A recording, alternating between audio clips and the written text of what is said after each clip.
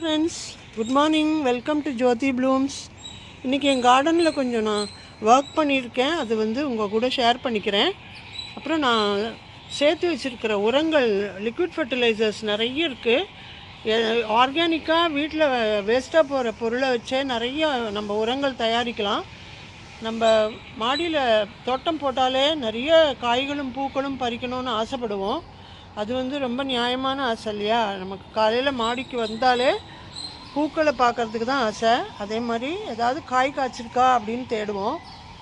அப்படி இருக்கும்போது நமக்கு உரம் ரொம்ப இயற்கையாக நம்ம வீட்லேயே வேஸ்ட்டாக போகிறத வச்சு ஃப்ரீயாக தயாரித்து கொடுக்கலாம்.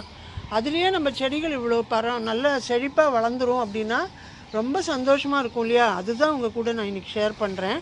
நான் மோஸ்ட்லி எதுவுமே வெளியில் வாங்கிறதில்ல, எக்ஸப்ட் ஃபியூ ஐட்டம்ஸ். இப்போ இதில் நான் ஃபஸ்ட்டு இந்த செடியை பற்றி சொல்கிறேன். இது ஒரே ஒரு செடி தான் இருந்தது. அதில் ஒரு விதை கூட எனக்கு போன தடவை கிடைக்கல. தவறி இந்த ஒரு செடி முளைச்சிது. அதை தனியாக ஒரு கேனில் வச்சுருக்கேன் பாருங்கள். இப்போ இந்த தடவை எல்லாத்துலேயுமே விதைங்க.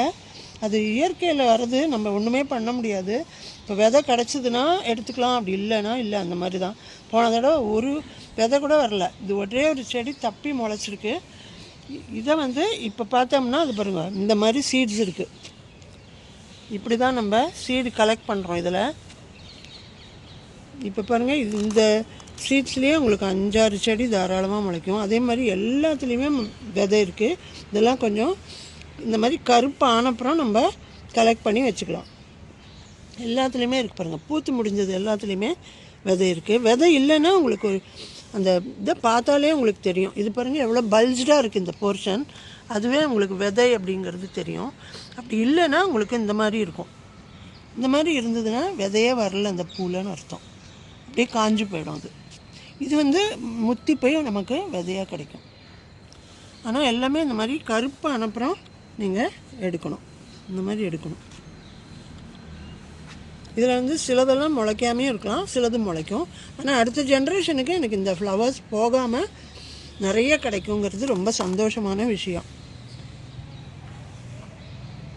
அடுத்தது இந்த இதுலேயும் பாருங்கள், இந்த மேரிகோல்டுலேயும் அப்படி தான். சில சமயம் விதையே வராது. இப்போ விதை வந்ததுன்னா எல்லா பூக்கள்லேயும் விதை இருக்காது. அது நம்ம எப்படி செக் பண்ணலாம் அப்படின்னா, இப்போ பாருங்கள், இது காஞ்சி போன பூ. இதில் விதை இருக்கான்னு பார்க்கலாம். இதுலேயும் இந்த அடி போர்ஷன் பல்ஜாக இருந்ததுன்னா பாருங்கள், நல்ல பல்ஜாக இருந்ததுன்னா இது மாதிரி விதை கிடைக்கும். இதுலேயே கூட சில பதிர் விதைகள்லாம் இருக்கும். எல்லாமே முளைக்கும்னு சொல்ல முடியாது. நான் இப்படி ஒரு தனியாக ஒரு பாட் வச்சு இதில் தான் இப்படி போட்டுருக்கேன். ஸோ தட் எல்லாமே இதில் முளைக்கும். பச்சை மிளகாய், கத்திரிக்காய், இந்த மேரிகோல்டு எல்லாமே முளைக்கும். அப்புறம் நம்ம நாற்று பறித்து எங்கே தேவையோ நட்டுக்கலாம். அந்த மாதிரி ஒரு காமனாக ஒரு பேக் வச்சுருக்கேன் பாருங்கள். இந்த பேக்கில் தான் எல்லா விதையும் போட்டுக்கிறேன். இப்போ இதில் கொஞ்சம் கூட பல்ஜாக இல்லாதது விதை இருக்காது. அப்படி ஒரு வேளை பல்ஜாக இருந்தால் கூட நீங்கள் செக் பண்ணி தான் அதை எடுத்துக்கணும். விதை வந்திருக்கா அப்படின்னு செக் பண்ணி. இந்த பக்கம் நல்ல திக்காக இருக்கும், அப்போ தான் நமக்கு விதை கிடைக்கும். ஸோ மேரிகோல்டு பாருங்கள், இங்கே நிறைய விதை போட்டு நாற்று வந்திருக்கு பாருங்கள். இது எல்லாத்தையுமே தனியாக தொட்டியில் நட்டுக்கலாம். ரொம்ப அழகாக பூக்கும். இதை நம்ம கம்பேனியன் பிளான்ட்ஸ்னு சொல்லுவோம். காய்கறி செடிகளுக்கு இடையிலெல்லாம் ஒவ்வொன்று வச்சு விட்டிங்கன்னா பூச்சி தாக்குதல் ரொம்ப கம்மியாகும். ஏன்னா இந்த பூச்செடியில் ஒரு வாசனை இருக்குது. அந்த வாசனைக்கும் அது ரிலீஸ் பண்ணுற கெமிக்கலுக்கும் பூச்சிகள் வராது. ஸோ இதை கம்பேனியன் பிளான்ட்ஸ்னு சொல்லுவோம். எல்லா செடிகளுக்கு இடையிலையும் நீங்கள் காய்கறி செடிகளுக்கு இடையில வச்சு விடலாம்.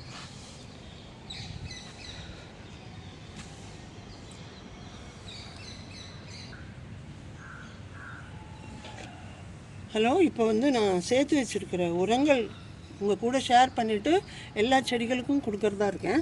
இப்போ இதில் அலோவேரா எப்பவுமே நமக்கு தெரிஞ்ச விஷயம். அலோவேராவில் நிறைய என்சைம்ஸ் இருக்குது.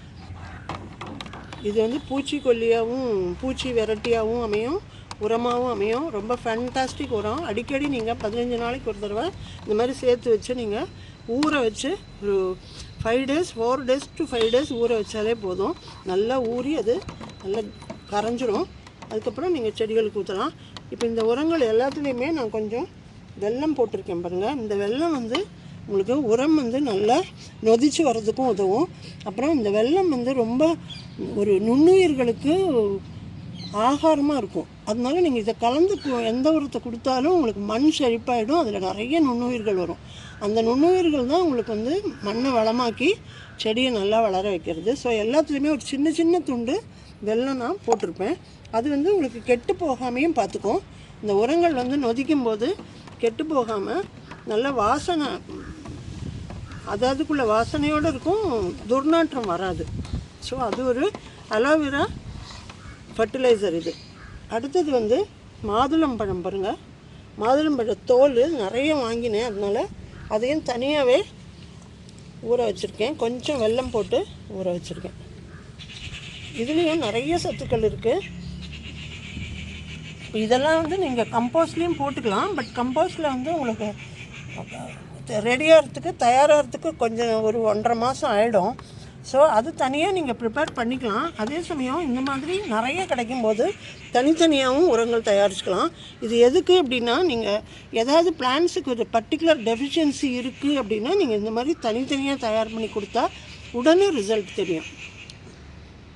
உதாரணத்துக்கு வாழைப்பழத்தோல் பாருங்கள். வாழைப்பழமும் வாழைப்பழத்தோலுமா ஊற வச்சுருக்கேன். இது வந்து நிறைய பொட்டாசியம் இருக்கிறதுனால இதை வந்து நம்ம பொட்டாசியம் தேவைப்படும்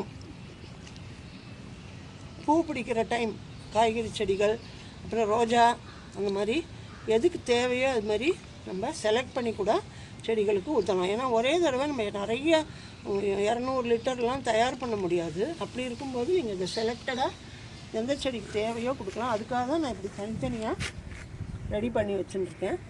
இன்னொன்று வந்து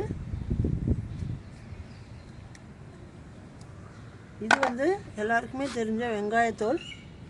அதுலேயும் நிறைய நியூட்ரியன்ஸ் இருக்குது. ஸோ வெங்காயத்தோல் அதெல்லாம் சேர்த்து வச்சு ஒரு தண்ணியில் ஊற வச்சுருக்கேன். அடுத்தது பாருங்கள், இது வந்து விளாம்பழம். இந்த உடாப்பிள் வந்து சிலதெல்லாம் கொஞ்சம் இந்த மாதிரி சாப்பிட தகுந்ததாக இல்லை. ஸோ இதை வேஸ்ட் பண்ணாமல் இது கூடவே கொஞ்சம் வெல்லம் போட்டு நல்லா மேஷ் பண்ணி இந்த மாதிரி ஊற வச்சிங்கன்னா ஃபஸ்ட் கிளாஸ் உரம். உடாப்பிள்லேயும் நிறைய ஜிங்க், அயர்ன், ஃபாஸ்பரஸ் இருக்குது.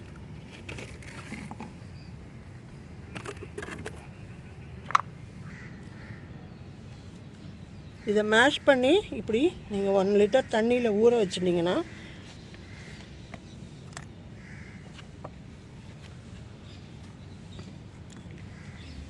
இது எல்லாமே ஃபர்மெண்ட் பண்ணிடுறதுனால நமக்கு சத்துக்கள் எல்லாம் அந்த தண்ணியில் இறங்கி நல்லதாக இருக்கும். அப்புறம் இதோட சக்கையை வந்து நீங்கள் கம்போஸ்டில் போட்டுக்கலாம்.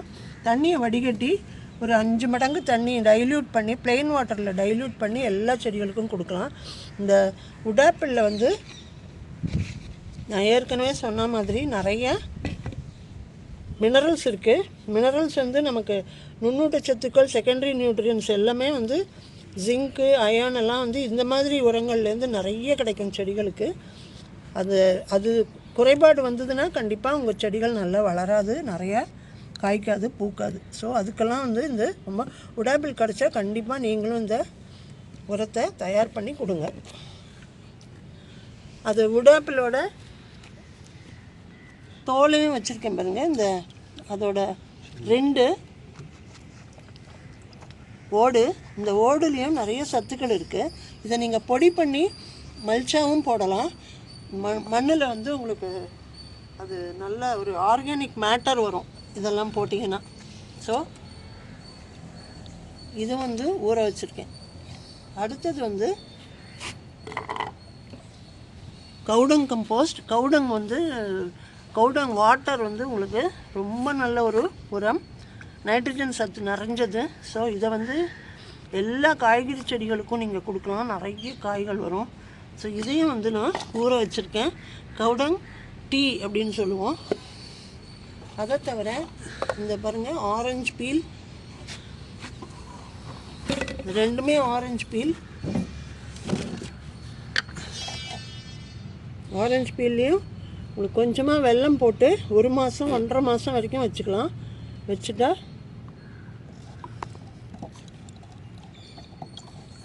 First class enzyme bio fertilizer கிடைக்கும். இதுவும் வந்து செடிகளுக்கு ரொம்ப உகந்த ஒரு ஃபர்டிலைசர். ஸோ இத்தனை ஃபர்டிலைசர்ஸ் பாருங்கள், ஒரு 5-6 ஃபர்டிலைசர்ஸ் நான் தயார் பண்ணி வச்சுட்டு அதாவது செடிகளுக்கு தேவையான அளவுக்கு கொடுப்பேன். இப்போ இது அளவு பார்த்துக்கலாம். ஏதாவது ஒன்றில் நான் அளந்து உங்களுக்கு அளவு சொல்கிறேன்.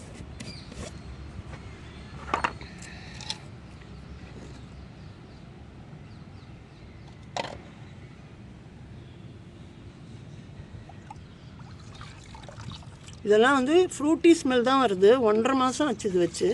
இந்த பழம் பாருங்கள், இப்படி நல்லா முழுசாகவே போட்டிருக்கேன். இதெல்லாம் கரைஞ்சி உங்களுக்கு நல்ல ஒரு சத்தாக இருக்கும்.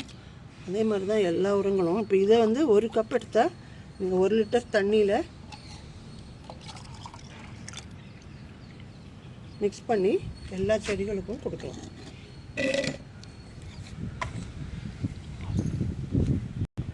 உரம் கொடுக்கறதுக்கு முன்னாடி இந்த மண்ணை வந்து நல்லா இந்த மாதிரி கிளறி விட்டுக்கோங்க. அப்போ தான் அந்த சின்ன சின்ன வேர்கள்லாம் எக்ஸ்போஸ் ஆகி உங்களுக்கு ரொம்ப உறிஞ்சும் தன்மையுடையதாக இருக்கும்.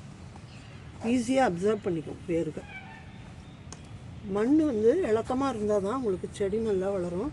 இதுக்கு வந்து நான் கொஞ்சம் இந்த பொட்டாசியம் சத்து நிறைஞ்ச வாழைப்பழத்தோல் கரைசல் கொடுக்குறேன்.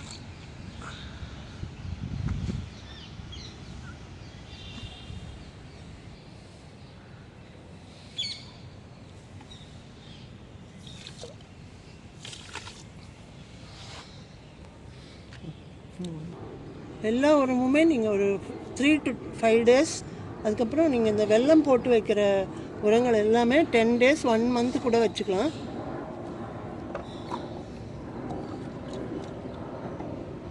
செடிகளுக்கு தேவைப்படுற நேரத்தில் கொடுத்துக்கலாம். இந்த மாதிரி நீங்கள் 1 லிட்டர் 3/4 லிட்டர் தண்ணியில் ஒரு 1/4 லிட்டர் அதை கலந்தீங்கன்னா போதும். எல்லா செடிகளுக்கும் நீங்கள் கொடுக்க முடியும்.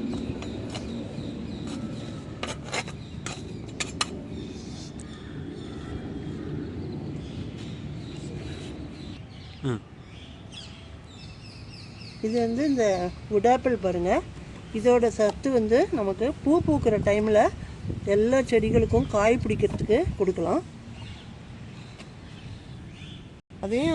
அதையும் இந்த மாதிரி 2 மடங்கு தண்ணியில் டைல்யூட் பண்ணிவிட்டு நீங்கள் கொடுங்க. அப்போது இந்த மாதிரி காய் வந்து நல்ல பளபளப்பாக பெரிய காய்களாக வரும். மண்ணுக்கு வந்து நல்ல ஆர்கானிக் மேட்டர் கிடைக்கும். இதை வந்து நீங்கள் அந்த சத்தோடையே கொடுக்கலாம், அந்த சதைப்பத்தோடையே நீங்கள் கொடுக்கலாம். எப்போவுமே இந்த மாதிரி கிளறி விட்டுக்கோங்க. அப்போ தான் உங்களுக்கு 4 பக்கமும் இந்த நம்ம கொடுக்குற உரங்கள் பரவும். சில சமயம் நீங்கள் தண்ணி ஊற்றிட்டு பார்த்தீங்கன்னா இந்த ஓரமெல்லாம் படிஞ்சிருக்காது. அந்த மாதிரி இல்லாமல் இந்த மாதிரி எல்லா பக்கமும் தண்ணி விழுற மாதிரி பார்த்துக்கோங்க. இந்த மாதிரி பூ பூக்கிற பருவத்தில் கொடுத்தீங்கன்னா நிறைய பூக்கள் கொட்டாமல் பிஞ்சுகள் பிடிக்கும். இந்த மாதிரி பளபளப்பான காய்கள் கிடைக்கும்.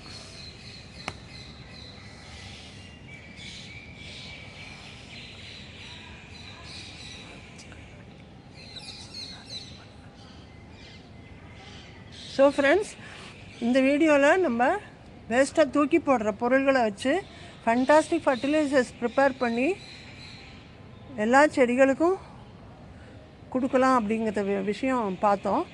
இந்த வீடியோ யூஸ்ஃபுல்லாக இருக்கும்னு நினைக்கிறேன். இது பிடிச்சிருந்ததுன்னா லைக் பண்ணுங்கள், ஷேர் பண்ணுங்கள், சப்ஸ்கிரைப் பண்ணுங்கள் ஃப்ரெண்ட்ஸ். தேங்க்யூ. இன்னொரு வீடியோவில் வேறொரு இன்ஃபர்மேஷனோட சந்திக்கிறேன்.